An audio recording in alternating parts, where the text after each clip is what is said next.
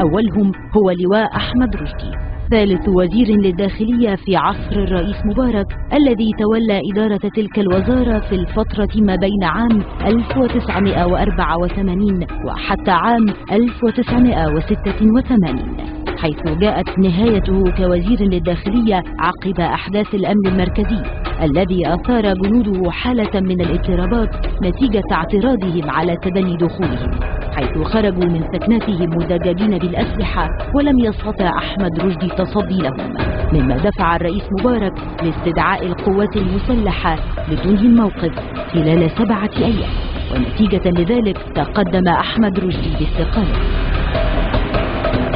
أصدر الرئيس مبارك في أعقاب تلك الأحداث قرارا بتعيين اللواء زكي بدر، الذي اعتبره البعض أعنف وزير للداخلية شهدته مصر، حيث تسلم عمله رسميا في الأول من مارس عام 1986، وتعرض لمحاولة اغتيال في عام 1989، ولكنها لم تكتب نهايته، بينما كتبها أحد الصحفيين، حيث قام بتسجيل كلمة للوزير زكي بدر خلال أحد المؤتمرات العامة في مدينة بنها، وتضمنت هجوما حادا من جانب الوزير على جميع رموز المعارضة في مصر بألفاظ جارحة وخارجة عن القانون، ليتخذ الرئيس مبارك قرارا سريعا بخروجه من الوزارة في مطلع يناير عام 1990.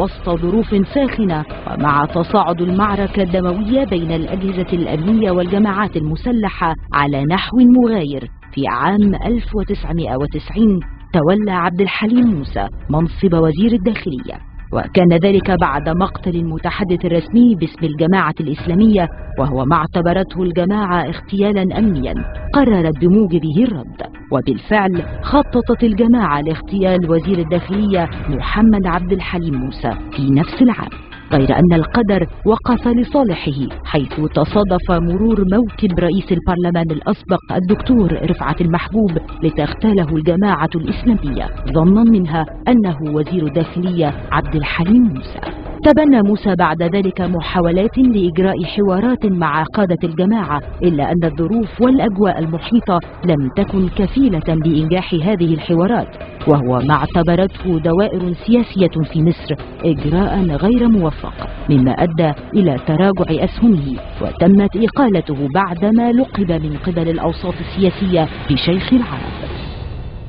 وفي الفترة ما بين عام 1993 وحتى عام 1997 تولى اللواء حسن الألفي المنصب ذاته، معلنا تقديم الإرهابيين للمحاكمة ورفض أي محاولات لعقد صفقات أو هدنة، فحاولوا اغتياله، ولكن وحدها مذبحة الأقصر التي وقعت في نوفمبر عام 1997 وخلفت 69 قتيلا هي التي أطاحت بالوزير السادس في عصر الرئيس مبارك.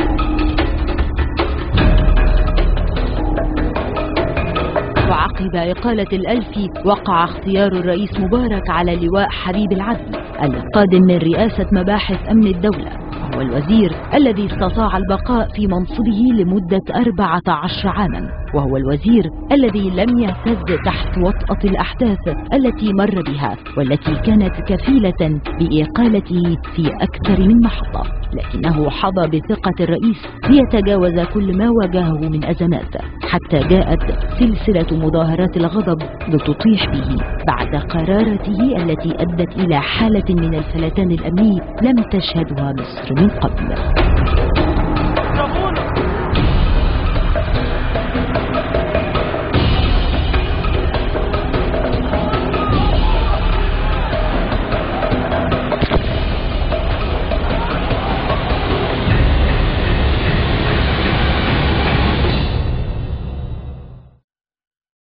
مصر التي في خاطري وفي فمي